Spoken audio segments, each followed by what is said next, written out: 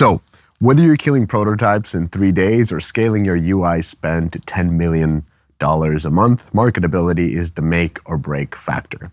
And to unpack this make to break factor, we got two amazing guests. Technically, I'm a guest here, but we got two amazing guests. So Stephanie Zhang from GameAnalytics, you're the head of product growth and someone who sat on the intersection of product, user acquisition, and creative testing more times than most people have opened up Firebase. So thank you for joining to unpack this.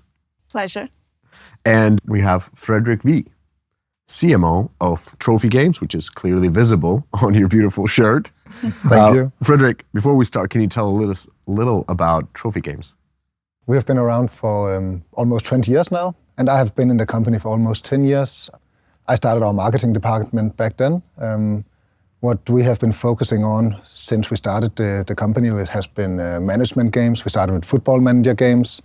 That became kind of a red ocean over time. We did an IPO 4 years ago. That also made us change our business strategy a little bit, focusing a bit more on M&As as well, and not just self-developing games. So now we are focusing a lot on real-life hobbies in our management games. We have a whole series of transport games with airline manager, truck manager, and so on. Basic hobbies that one would have in Exactly. Everyone wants to be a pilot or driving a truck, right? Managing an airline.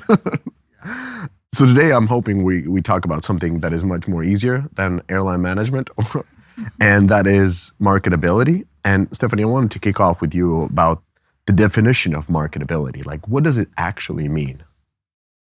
When we say marketability, I think first we need to start with who is asking the question. Different platforms, same principle, I think. Each platform has its own way of rewarding if your game has the right appeal. And especially coming from GameAnalytics platform, we're serving all different platforms. So I think it's good to keep in mind where are you launching your products and then make sure you're targeting that to build your marketability. Stefan, were you thinking about marketability from your perspective as a mobile games publisher and developer? Is it purely a CPI question, or is it more broader, as Stephanie was describing, kind of like a product channel fit question? I think CPI only gives you kind of a glimpse of the truth, really. And at worst, it actually might drive you in a wrong path as well. And for us, we're working this management genre. When we have an airline game or a truck game, people would automatically think, oh, there's a truck, there's a plane. I can drive that truck or I can fly that plane. So already if we look at it from a CPI perspective and doesn't look further down the funnel, then it would be kind of misleading because people just automatically assume things that are not true in our game. We don't want to be misleading, but at the same time, we also want to catch people's attention. We have 1.7 seconds to catch their attention before they scroll further. And if you have a game that is very data heavy, kind of looks like a spreadsheet with makeup, maybe no action going on, that's a difficult practice, right? Another thing for us when we talk about marketability, we also look at it from a broader perspective than just early stage testing. We have a lot of experience and know-how about the genre, about the audience, about the mechanics in the games. So we also look further and see, okay, early on we might look at appeal and core game loop, but later on we want to do some volume, and then for scaling we could be looking more at value to really start finding the right target audience. So when we look at marketability, we also look at how does this project fit into our ecosystem of games. Can we cross-promote these users when they decide to churn into more of the game, so really funnel them through our ecosystem? It's not a necessity when we talk about marketability, but it's just an example of how broad marketability can be. Yeah, so you're thinking about portfolio value per Exactly. user. Stephanie, is this typical approach of a game studio or atypical? Because we are actually a platform serving so many different type of games, so many different genres, I do notice, like, for example, you mentioned the 1.7 second threshold, right? Like, that might not be the case really for every single big, smaller studio out there.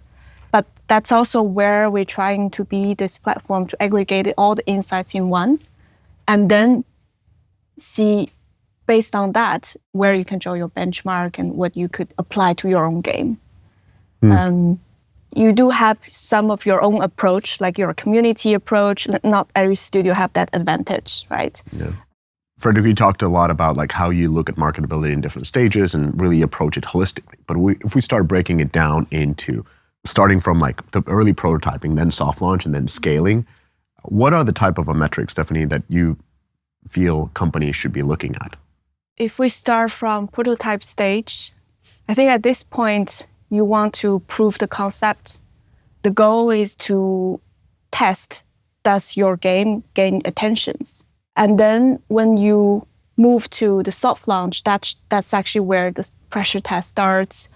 You start looking at payer conversion, CPI, ROAS, early stage. A common approach is to break it down. First, you check the tech, crash rate, latency, server stability, like making sure your game is actually running for the soft launch phase, and then move to engagement and retention metrics. Day 1, typically day 1, day 7, day 30.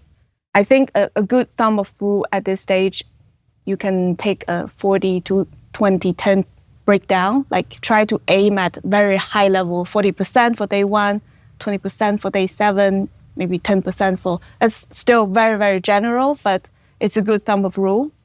Then once you prove your game actually is working, retention is viable, now it's monetization metrics, CPI, ROAS, average revenue per user, and all that. And then we move to global launch stage. That's where you scale, you adapt to regional differences.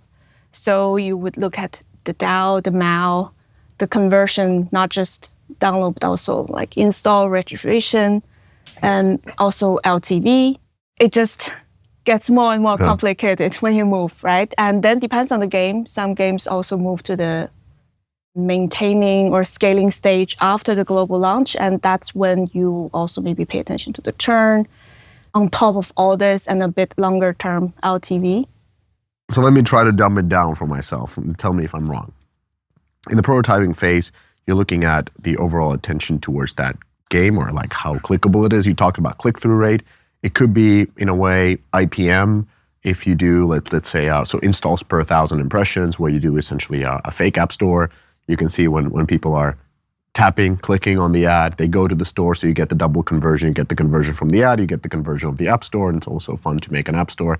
And that can be your early test, and that gives you a view of perhaps deciding maybe what kind of a style of a game it is. Is it, ships, or is it planes, or is it trains? And you can actually run those side by side at the same time and find that. And that would be sort of early marketability. What should we focus on? Then when it goes to soft launch, you talked about CPI and early ROAS. Do you feel like ROAS should be a soft launch metric? I do see people start to adopting ROAS more on top of CPI these days. It seems more common. Yeah.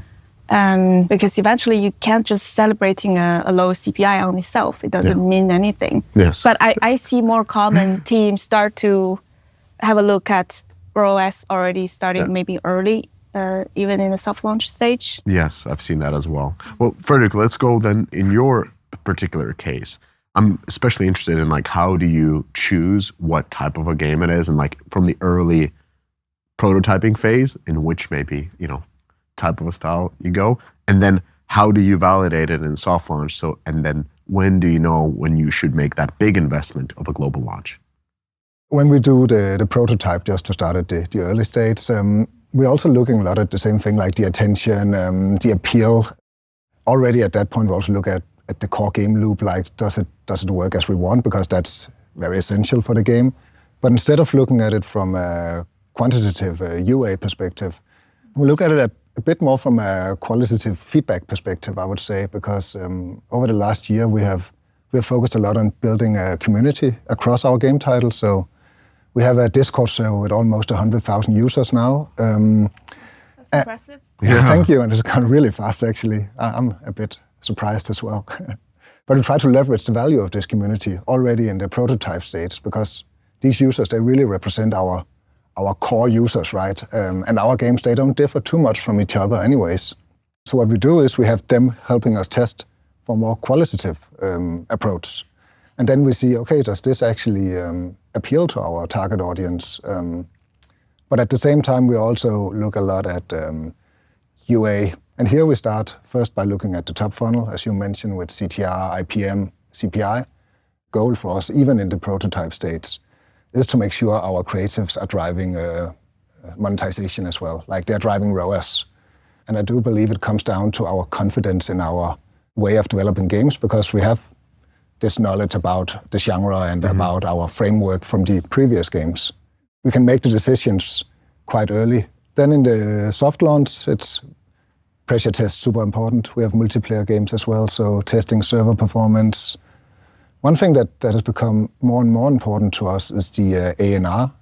Both Google and Apple, they are focusing more and more on quality in their stores, right, and not as much quantity anymore.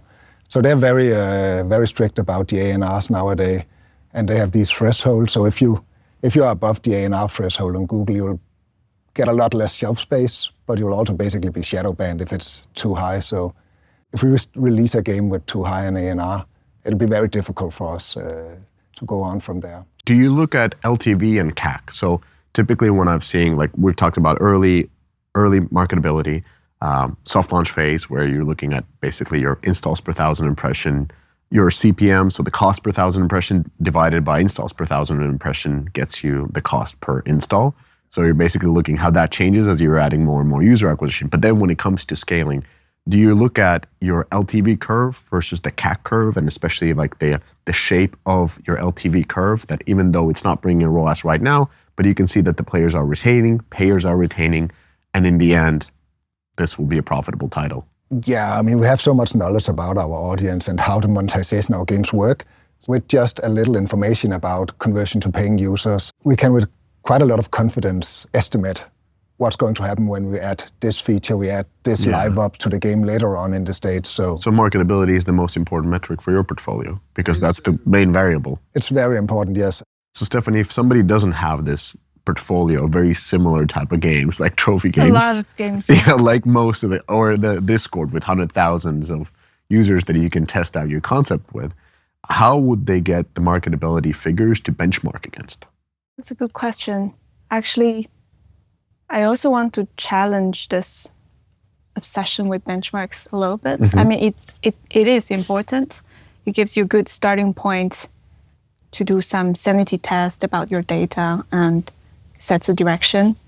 But do bear in mind, every team has different gameplay, art style, budget, resources. So certain metrics, yes, it's more suitable to try to compare. They are also investing so much more. They have much more resources, people behind it, right? It's good to try to have a look at the benchmarks, but it's not your own roadmap.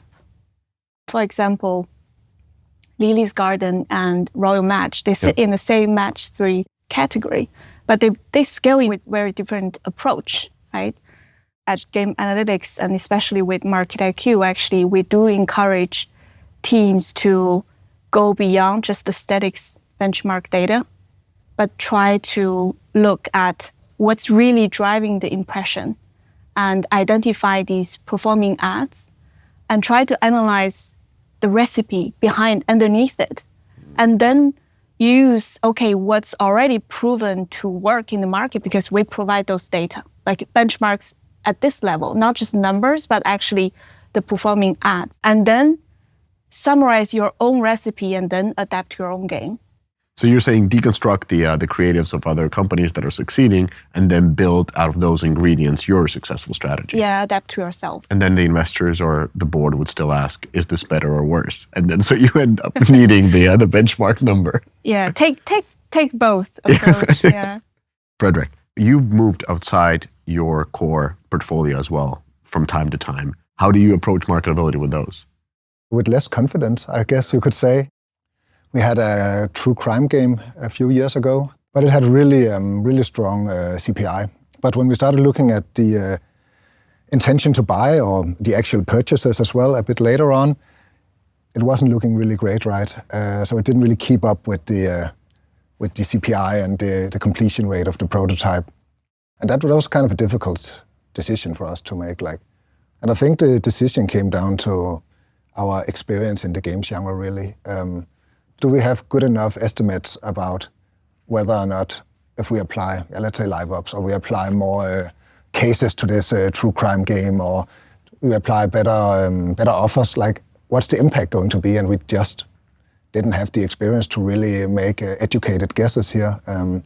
We ended up killing this project. And I think the reason was that we just didn't have enough knowledge to make the right decisions. I mean, we could, of course, guess a lot, but there would just be a huge risk. So you're trapped by your own success of your own genre. Exactly. Compared to, we also had a Truck Manager that was released a year ago. We had that in a quite early stage as well. Basically, every metric I can think of, it wasn't looking great. Yeah. It's not where we wanted it to be, at least. At that point, we decided to go in another direction compared to the true crime game. And that was simply because we had so much knowledge about, again, the target audience, the way we monetize these types of games. If we add specific features or mechanics to the game, we have a very good idea from our historic data, okay, this is going to uplift the retention this much, so it's going to increase the monetizations with so and so much. So we actually decided to go on with that. And that was just based on our ability to really make good estimates about how much can we improve this. So just having the conviction and the experience in the genre allows you to bet on a more long term. That helps you a lot, right? When you try to determine where can we take this product, yes, even though it's not where we want it to be. I'm curious to hear from both of you, some of the typical mistakes that teams do when they are testing marketability, because that is still a huge question, especially for those going into genres that are new for them. Is how do they get that conviction if they don't have the background of the similar genre? I think a very common mistake is measuring the wrong KPIs at the wrong stage.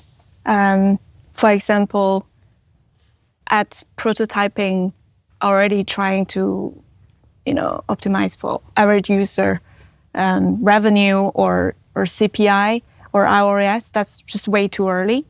Or over-indexing on CPI without having a viable gameplay and solid retention. I guess another case could be overproducing your creative and sets the false expectation or the other way around, right? Or creating a creative that is just not reflecting the quality of your game. And, sometimes you overlook this kind of details. Another mistake could be ignoring just geological differences, not try to, you cannot launch everywhere the same way. Keep that in mind. And also know where your audience really are. Because if you're testing on Facebook or Google, but actually depending on the type of game, your audience, if they're mostly on YouTube or TikTok, then you're not getting the right market signals. I also think that a lot of people, if it's indie studios or maybe mid-sized studios, I think there's this idea that there's kind of a golden rule to look at this. That's just not the way to do it. You can't just look at just CPI or whatever we decide is the right thing to do. It depends so much about what type of game you have. If it's a casual game with a very broad audience, then it makes much more sense to look at CPI and look at the broad appeal. But if you have more of a niche game, or whatever it might be, then it's also super important to understand your audience and try to reach them, because you can't just do a broad campaign if your audience is not that big. Then you'll get probably some pretty poor results, and then you will lose confidence in the project you're having. So it's really important to have that understanding and not just follow the golden rule of testing marketability. Stephanie, you mentioned that putting in-game metrics too early, tying them too early with marketability is a common mistake. What is the right time to tie in-game metrics with marketability? I think the marriage starts from soft launch of in-game metrics and monetization metrics. Because before that, it's been like trying to make a paper plane fly, right? You want to just violate the hook or the attention at the prototyping stage, you can't. And so it's a bit too early trying to merge these two metrics before soft launch, I think.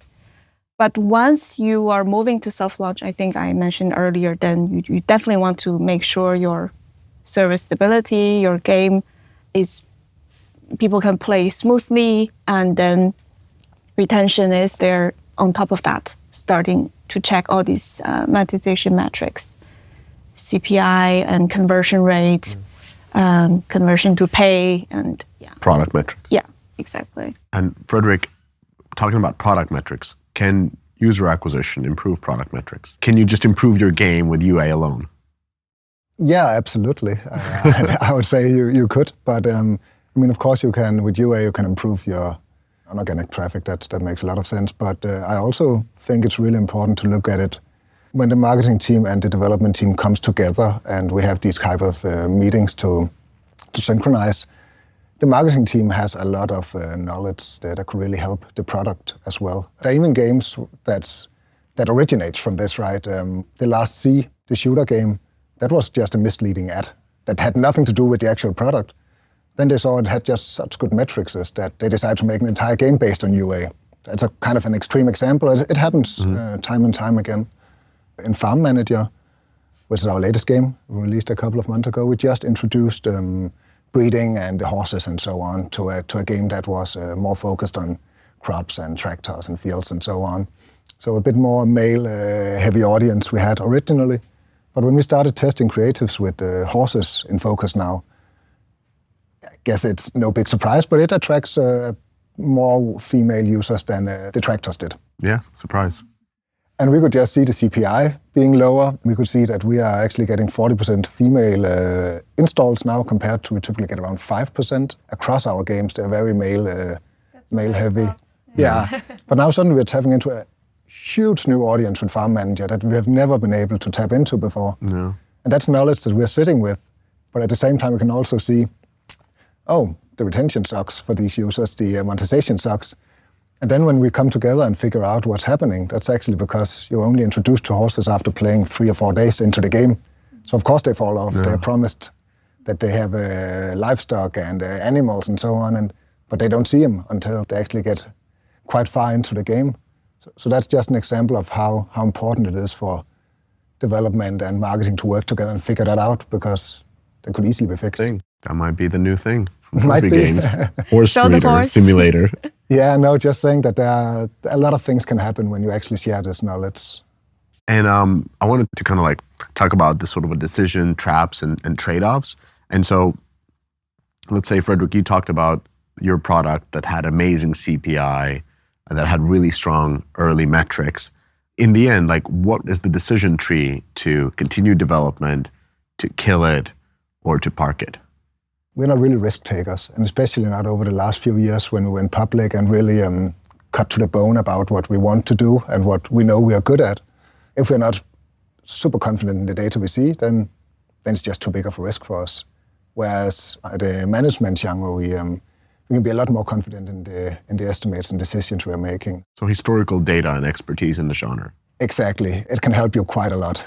Stephanie, can you use game analytics for historical data to help maybe continue development of some of these games that feel more risky? On the platform, first of all, depending on the product, if you're tracking with our SDK, you can only look at your own games. Mm-hmm. Or if you're a publisher, then you have the same advantage. Then you can have even multiple genre data, right? Then you have probably even more confidence jumping slightly different genres. On MarketIQ, then you have the whole market's creative data and UA insights. That's for you to do your decision making by looking at other games and their benchmarks, right? You have to make the own decision based on what numbers you're making the green light or kill decision. And maybe it's also a progress. Maybe that's not something you learn. Maybe you make a few mistakes, and then you start building your own formula of, okay, I need to look at these numbers for my type of games. So we do provide these tools, but then it's up to our user, our community, then how they use it, adapt to their own game. Yeah, it's difficult for sure. I wanted to ask you also, what is the biggest myth about marketability that you wish product leads would understand better? I think depends on the different communities, right? Because I feel mobile are very data-driven, that they have to be, right? They're actually pretty good in terms of understanding what is marketability, especially for more mature teams.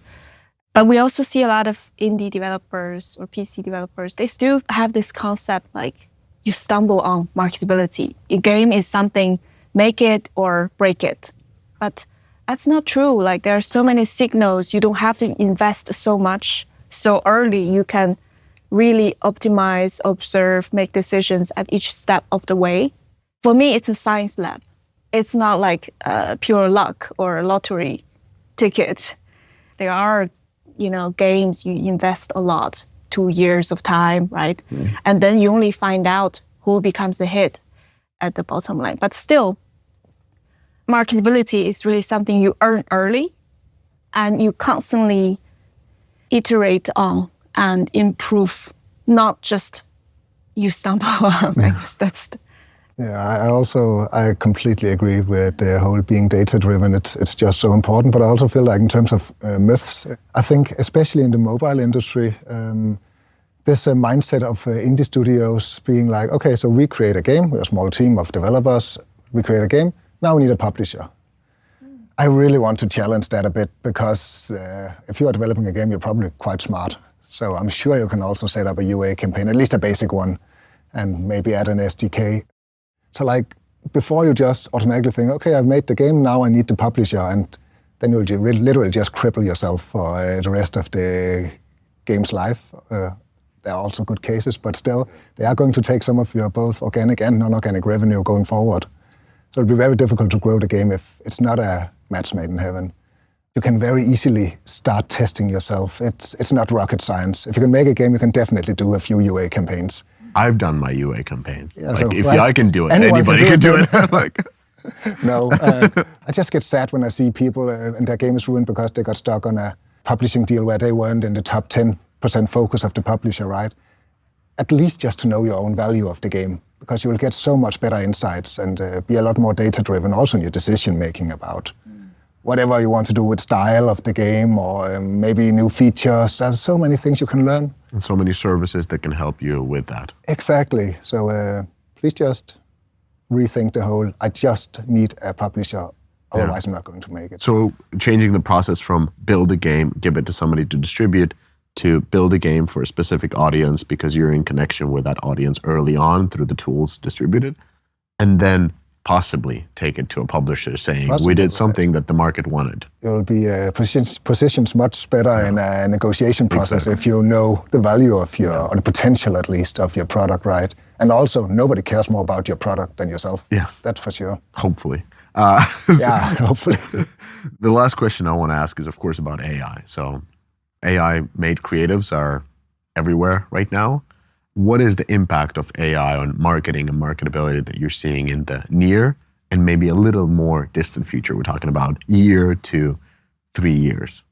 I think people are actually able to be less dependent on agencies, or hire a creative agency to produce now. A lot of people can just go ahead and test a lot of things and much faster turnaround process of creating them.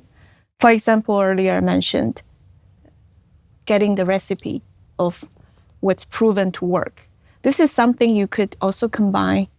First, identify what are the top performing ads of your specific genre, and even under your specific genre, identify the ones that have similar mechanics, have similar, really narrow it down, and then try to maybe download all the videos and upload through just a quick chat, and the AI can help you generate, okay, based on the analysis of all these videos, what's the formula behind them?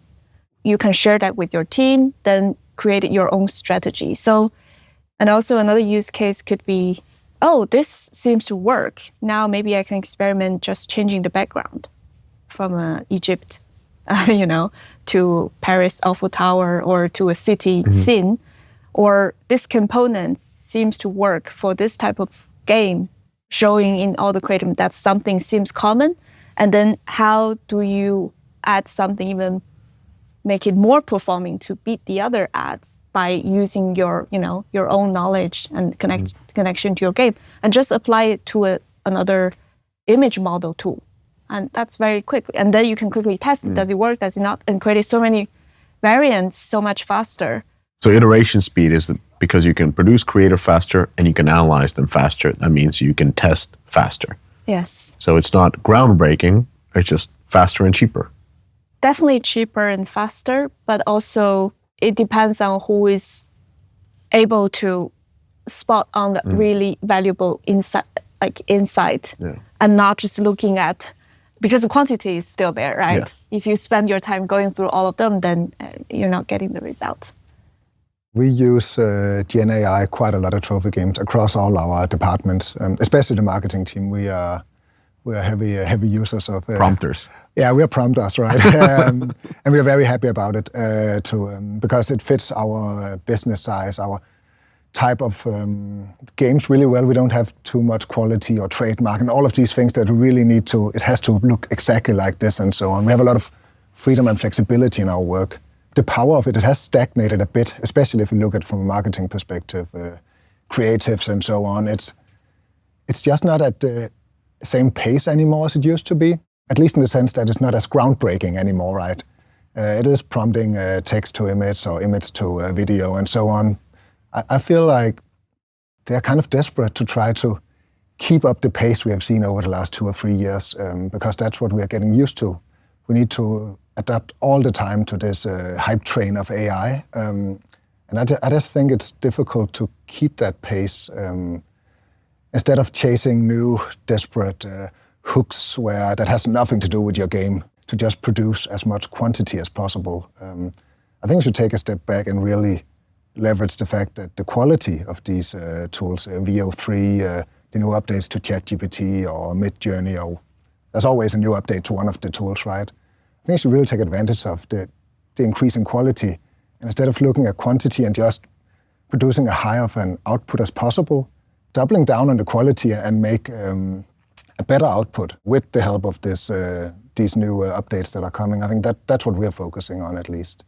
I think the market is kind of fed up with poor quality AI that is just being prompted and sent out. Has your results dramatically changed post AI usage?